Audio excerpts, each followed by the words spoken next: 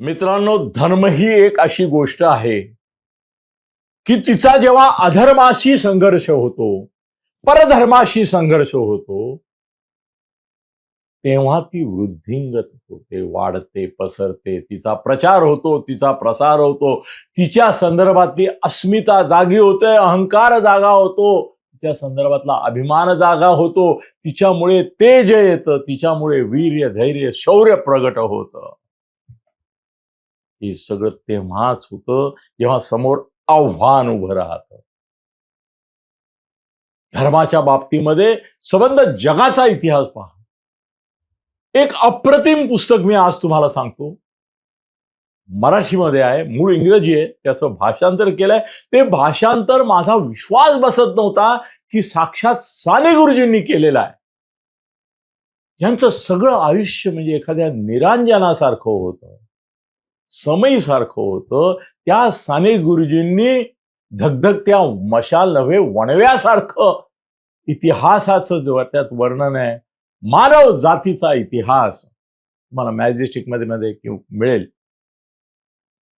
मानव जातीचा इतिहास साने गुरुजींचा, हा संपूर्ण मानव जातीचा इतिहास पुस्तक मी अक्षरशः अंगावर वारंवार शहारे येत असताना ते चित्तथरारक, रोमांचकारक असं पुस्तक मी मला वाटतं 4-5 वेळा तरी वाचलं असेल आणि अधूनमधून वाचतो. याचं कारण जगाचा इतिहास हा शौर्याचा इतिहास आहे, पण ते प्रत्येक शौर्य हे क्रौर्य जिथे आहे तिथे प्रगटला आहे. हा त्याचा संदेश आहे. मानव जातीचा इतिहास साने गुरुजी. मूळ लेखकाचं नाव या क्षणाला फक्त मला आठवत नाही, आठवेल. मित्रांनो, हिंदू धर्म हा तेव्हाच धर्म असतो, तेव्हाच धर्म असतो, आणि हिंदू धर्मीय हा तेव्हाच हिंदू धर्मीय असतो जेव्हा परकीय आक्रमण, परकीय धर्म याचा संदर्भ त्याला असतो. अन्यथा हिंदू ही एक संस्कृती असते, तो धर्म नसतो. तेव्हाच तो धर्म असतो जेव्हा त्याला समोर जीवन मरणाची समस्या उभी राहते, संकट उभं राहतं. जिंकेन किंवा मरेन अशा बाण्याने लढण्याची त्याला वेळ येते. आणि हे हिंदू धर्माबाबतच नाहीये, ख्रिश्चन आणि इस्लाम यांच्यामधलं क्रुसेड, म्हणजे आपण त्याला धर्मयुद्ध म्हणतो पण तो खरा शब्द त्याला लागू होत नाही. क्रुसेड्स 200 वर्ष चालली आणि दोन्हीपैकी एकच राहील, टिकेल अशी अवस्थेमध्ये 200 वर्ष एकमेकाशी फक्त धर्माच्या मुद्द्यावर लढत होते. आपण कुणाला मारतोय हे पण बघत नव्हते आणि कोण मरताय याची पण कुणाला जाणीव नव्हती. फक्त धर्म या मुद्द्यावर या जगात जेवढी युद्ध झाली तेवढी युद्ध राज्य म्हणजे भूमी, स्त्री असं नेहमी म्हणतात ना, की सत्ता, संपत्ती आणि स्त्री याच्याकरता मॅक्झिमम युद्ध होतात. सत्ता, संपत्ती, स्त्री. पण एक धर्माकरता होणारी युद्ध ही देखील महत्वाची अशी बाब आहे. आणि या जगात मानव जातीचा इतिहास वाचताना माझ्या लक्षात आलं की जगामधली भूमी आणि संपत्ती करता जशी युद्ध झाली त्याच्यापेक्षा जास्त, कितीतरी पट जास्त, शतपटीने जास्त युद्ध ही धर्मावरून झाली. भारताने योगायोगाने धर्मयुद्धांचा जो अनुभव मुसलमान आणि ख्रिश्चन देशांनी घेतला, धर्म एवढ्या एका मुद्द्यावरचा तसा आपल्याकडे घेतला नाही असं विधान केलं, तर ते योग्य आहे की अयोग्य आहे हे त्या तज्ज्ञांनी सांगावं. पण मला जे वाटतं ते मी सांगतो की आपण आपल्या देशामध्ये आपण नावं दिली, आपण त्याचं वर्णन केलं, आपण त्याची व्याख्या केली, आपण त्याला धर्मयुद्ध म्हटलं, आपण त्याला धर्मयुद्ध म्हटलं, पण ते धर्माकरता केलेलं युद्ध होतं. सामूहिक पातळीवर मी म्हणतोय, वैयक्तिक पातळीवर धर्माकरता बलिदान करणारा धर्मवीर संभाजी महाराज आपल्या डोळ्यासमोर. धर्मवीर संभाजी महाराज डोळ्यासमोर कितीतरी आहेत. शीख गुरु आहेत धर्माकरता बलिदान करणारे. ते व्यक्ती म्हणून तिथे धर्माकरता लढले आणि धर्माकरता जगले आणि धर्माकरता मेले. पण सामूहिकरित्या या देशामध्ये जसं ख्रिश्चन आणि मुसलमान यांच्यामध्ये शतकानुशतक युद्ध चालली, आजही आहेत. मी समकालीन संदर्भात लगेच घेत नाहीत, कारण माझ्या मूळ विषयापासून मी भरकटेन म्हणून ते घेत नाही तर ते पण आज घेऊ शकलो असतो मी. पण तेवढंच सांगतो की ज्या पद्धतीने ख्रिश्चन आणि मुसलमानांची युद्ध झाली, ख्रिश्चन म्हणून झाली, मुसलमान म्हणून झाले, ख्रिश्चन म्हणून त्यांच्यावर अटॅक झाले, त्यांचा संहार झाला, नरसंहार, आणि मुसलमान आहेत म्हणूनही त्यांचा नरसंहार झाला. अशी धर्मयुद्ध तिकडे झाली. त्या प्रकारची त्या स्वरूपातली दोन धर्मातली युद्ध भारतात नाही झाली, हिंदुस्थानात नाही. आक्रमकांनी मशिदी बांधण्याला, देवळं तोडली, मूर्ती फोडल्या, हिंदूंवर जिझिया कर लादले, पण या सगळ्यामध्ये कुठेतरी एक हिंदू सेना उभी राहिली आहे आणि ती मुस्लिम सेनेविरुद्ध लढतीये असं नाही झालं. प्रत्येक हिंदू सेनेमध्ये मुसलमान दिसले आणि प्रत्येक मुस्लिम सेनेमध्ये प्रमुख सरदार हे हिंदू होते असंही दिसलं.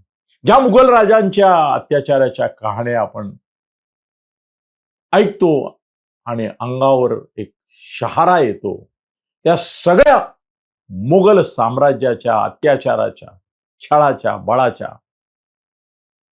उद्ध्वस्त करण्याच्या सगळ्या कहाण्यांमध्ये त्या मुख्य खलनायकाच्या अवतीभोवती जे सहनायक आहेत त्याच्यामध्ये हिंदू दिसतात, राजपूत दिसतात.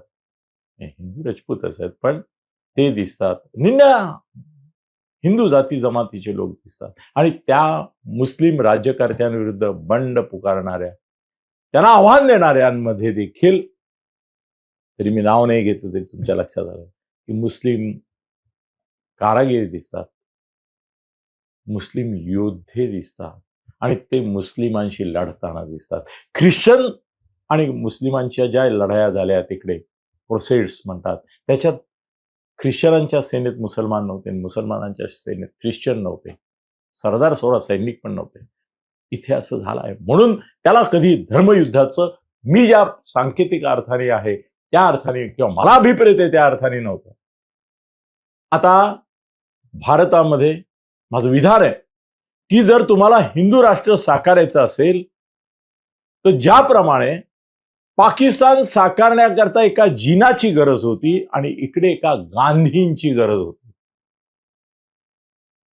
भारत आणि पाकिस्तान ही जिना आणि गांधींची निर्मिती असेल, सांगितलं गेलं, पढवलं गेलं, शिकवलं गेलं त्याप्रमाणे, तर आज मोदींच्या बरोबर एक असा पाकिस्तानची संकल्पना हिंदुस्थानात पेरणारा, त्याचं बीज वाढवणारा, ती विषवल्ली, तो विषवृक्ष विशाल करण्यासाठी आणि देशव्यापी करण्यासाठी आणि असं चॅलेंज उभा करण्यासाठी गरज आहे. आणि तो एकच माणूस आहे, तो म्हणजे असदुद्दीन ओवैसी. ओवैसी आहे तरच हिंदू राष्ट्राची आशा आहे. ओवैसी पेक्षा अधिक कडवा, अधिक आक्रमक, अधिक बेताल, बेभान, अधिक धर्मांध हा जर मोगल काळात असता ओवैसी, होतेच त्याचे पूर्वज जसं म्हणतात तर, की जे कत्तली करत फिरले, जे देवळं फोडत फिरले. आज कानून आहे, कायदा आहे, डॉक्टर बाबासाहेब आंबेडकरांची घटना आहे, या देशात लोकशाही आहे, या देशात बहुसंख्याक हिंदू आहेत. नाहीतर हा ओवैसी तुम्हाला औरंगजेबच्याच रूपामध्ये फिरताना आणि देवळं फोडताना दिसला असता, मला अजिबात शंका नाही. पण हा ओवैसी आहे म्हणूनच मला हिंदू राष्ट्राची शक्यता वाटते. हा ओवैसी आहे म्हणूनच हिंदू जागृत नव्हे, संघटित होण्याची मला शक्यता वाटते. ओवैसीचा MIM आहे म्हणूनच भाजपला अधिक चांगलं, अधिक घट्ट, अधिक बळकट असं संघटन निर्माण होण्याची, हिंदूंची मतं आणि मन त्यांच्या बाजूला वळण्याची मला शक्यता वाटते. हिंदू धर्म त्याच्या पुढे आव्हान उभं राहिल्याशिवाय हिंदू धर्म नसतो, संस्कृती असते. तसंच हिंदू हा हिंदू तेव्हाच असतो त्यावेळेला त्याचं कोणाशी तरी परधर्मीयाशी, ख्रिश्चनांशी पण आहे. नॉर्थ ईस्टमध्ये ख्रिश्चनांचं आव्हान आहे, ख्रिश्चनांचं आव्हान आहे, मुस्लिमांचं आव्हान आहे, देशभर आहे. त्या आव्हानाला उत्तर म्हणून आज आदित्यनाथचं का कौतुक वाटतं तुम्हाला? का कौतुक वाटतं? याचं कारण आदित्यनाथ हा जागृत हिंदुत्वाचं, लढाऊ बाण्याचं हिंदुत्वाच्या आणि हिंदुत्वामधलं जे प्राणतत्व आहे त्याचं तुम्हाला प्रतीक वाटतो आणि त्या तत्वाच्या रक्षणाकरता तो उभा ठाकला आहे, म्हणून त्याच्याविषयी तुम्हाला प्रेम, आदर, भक्तिभाव वाटतो. मोदींच्या बाबतीमध्ये ते हिंदू हृदय सम्राट होऊ शकत नाहीयेत. याचं कारण हा सेक्युलर देश आहे, घटना सेक्युलर आहे आणि त्याच्या मर्यादा पाळून पंतप्रधान हिंदू हृदय सम्राट होण्याच्या नादी लागू शकत नाही, होऊ शकत नाही. मनात त्यांच्याबद्दल तो हिंदुत्वाचं काम करतोय म्हटलं तरी देखील ती आक्रमकता, तो लढाऊ बाणा ते नाही दाखवत. त्याचे कारण त्यांचे हात घटनेने बांधलेले, त्यांचे हात कायद्याने बांधलेले, त्यांचे हात संकेतांनी बांधलेले, त्यांचे हात परंपरेने, प्रथांनी बांधलेले, त्यांचे हात त्या पदाच्या अनुषंगाने येणाऱ्या जबाबदारीने बांधलेले आहेत. त्यामुळे त्यांना सेक्युलर मुखोटा बाळगण्याशिवाय अत्यंत. भारतीय जनता पक्षाला देखील घटनेच्या चौकटीत राहून, लोकशाहीच्या चौकटीत राहून, निवडणुका आयोगाच्या संहितेच्या चौकटीत राहून निवडणुकाच्या लढण्या असल्यामुळे तेही निवडणुकांमध्ये असं भगवं नागवं असं हिंदुत्व घेऊन नाही उतरू शकत. विश्व हिंदू परिषद किंवा अन्य ज्या घटना आहेत त्या उतरू शकतात. मोहन भागवत हे खरं म्हणजे ओएसीला उत्तर व्हायला पाहिजेत आणि ते जर उत्तर झाले तर आपल्या अनेक प्रश्नांची उत्तरं आपल्याला मिळतील आणि आपण उत्तर देऊ शकू, प्रत्युत्तर देऊ शकू. पण तेही पुरुषार्थी असून सुद्धा एक रेषा पाळतात. मर्यादा आणि पुरुषोत्तम हा शब्दच मोठा सूचक आहे की पुरुषोत्तम आहे, तो काही करू शकतो, तो ठरवेल ते होऊ शकतं, घडवू शकतो. पण मर्यादा, मला मोहनजी भागवतांमध्ये पुरुषोत्तम दिसतो पण तो मर्यादा पुरुषोत्तम दिसतो. मला एक अमर्यादा पुरुषोत्तम पाहिजे, तो ओएसीच्या समोरच निर्माण होऊ शकतो. MIM समोरचीच भाजपा मुखोटा जरी सेक्युलर त्यांनी ठेवला तरी सामान्य माणसाच्या मनामध्ये एक असामान्य अंतर्तत्व, अंतर्भावना राहणार की याला उत्तर हे आहे. याच्यापासून वाचवणारा कोणी जर असेल या देशामध्ये, राष्ट्रीय पातळीवर जर आपल्याला या संकटातून सोडवणारा कोणी असेल तर तो एकच पक्ष आहे. आमच्यासाठी तो सत्पक्ष आहे. तो आता जरी दाखवत असला नाही पक्ष आहे तरी देखील त्यांनी तो आमचा सत्पक्ष म्हणून मागे उभं राहिलं पाहिजे आणि तो आहे भारतीय जनता पक्ष.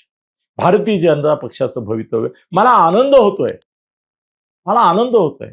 मुंबऱ्यामध्ये ती एक मुलगी जे हरायाना करून गेली ना, त्याच्यामध्ये महाराष्ट्रामधल्या ओवेसी नावाच्या विषवृक्षाला येणारी फळं जी दिसली, त्याच्यामुळे अनेक वर्षांची भाजपची, संघाची, संघनिष्ठ अशा परिवारातील संघटनांची पुण्याई आणि तपश्चर्या, परिश्रम फळाला यायला सुरुवात झालेली तुम्हाला दिसेल.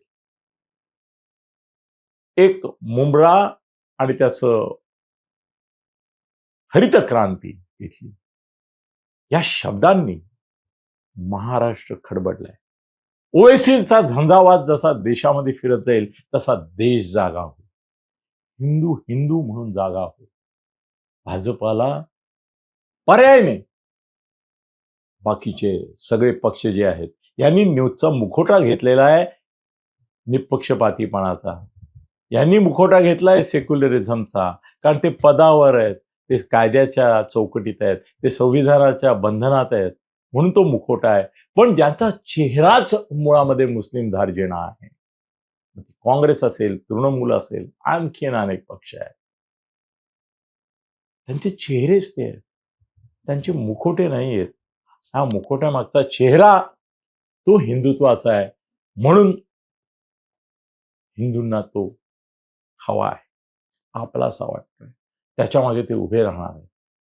त्यामुळे ओवेसी हा भारतीय जनता पक्षाला झालेला एक शुभ संकेत आहे. ओवेसी पाहिजे, ओवेसी वाढला पाहिजे. ओवेसीला बी टीम म्हणता, काय म्हणता, आय डोंट केअर. माझं तर म्हणणं आहे की ओवेसी वाढतोय ही चांगली गोष्ट आहे. ओवेसीला विरोध करा, याचं कारण त्याला विरोधाने तो वाढणार आहे. एकटी कोण सहार नावाची मुलगी, अरे कोणाला नाव माहिती नव्हतं. आज राष्ट्रीय नाही, मी आता BBC CNN बघतोय, फॉक्सच्या न्यूज बघतो मी, तिथे पोहोचली ती मुंबऱ्याची छोटीशी मुलगी हरायाना एका वाक्यातून, त्या स्टाईलमधून. म्हणजे आतापर्यंत महाराष्ट्रामध्ये अनेक वाक्य अमर झाली, देशात अनेक वाक्य अमर झाली. मोदी है तो मुमकिन है, इतकं नॅशनल इंटरनॅशनल वाक्य तिचं हरायाना हे गेलं. हे हरायाना जे आहे ना, हे सगळ्या हिंदू धर्माला लागू झालं. मुंब्रा हिरवा करण्याची बात अख्ख्या महाराष्ट्राला नाही, राष्ट्राला लागू झाली. की हे स्वप्न या मुलीचं, जी जनरेशन नेक्स्ट मुस्लिम आहे, ही जनरेशन नेक्स्ट मुस्लिम जर हे स्वप्न बाळगत असेल, हरित क्रांतीचं, भगव्या क्रांतीचं स्वप्न बाळगण्यात काय चूक आहे, काय अपराध आहे, का गिल्टी वाटावं, का अपराधी भावना आमच्या मनामध्ये यावी? हरित क्रांतीला, भगव्या क्रांतीचं उत्तर आम्ही देणार. ही भावना मनामध्ये निर्माण होते, ती मोठी होतीये, ओवेसी मोठा होतोय. रावणाला देखील मोठं केल्यानंतरच रावणाची लंका आणि रावण त्यांचा विनाश झाला. रावणाला मोठं कोणी केलं? रावणाला शक्ती कोणी दिल्या? रावणाला वर कोणी दिले? वाचा, रामायण काढा. रावणाला मिळालेली शक्ती ज्याचा त्यांनी दुरुपयोग केला, प्रत्येक वर ज्याचा त्यांनी घातक असा आहे, तो भगवान शंकरांनी दिलेला होता, जे त्रिदेवांपैकी एक होते.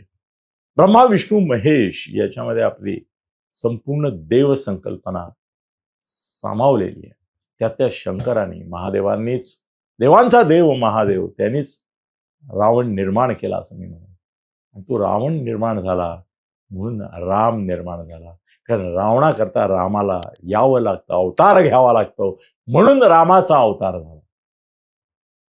दुष्ट दुर्जनांच्या संहाराकरता, विनाशाकरता, पानिपताच्या निर्दालनाकरता अवतार घ्यावा लागतो. असा अवतार जर या हिंदुस्थानात व्हायला हवा असेल आणि हे हिंदू राष्ट्र व्हायला हवं असेल, तर असा एक रावण, असा एक भस्मासूर, असा एक असुर, असा एक राक्षस, असा एक दानव निर्माण केला, तर देव जे आहे त्यांच्या मागे मानव उभा राहील.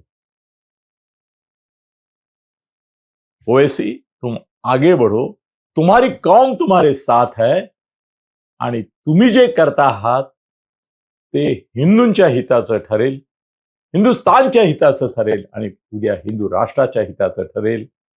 ही जबाबदारी ज्यांची आहे त्यांनी पार पाडावी, एवढीच अपेक्षा. धन्यवाद.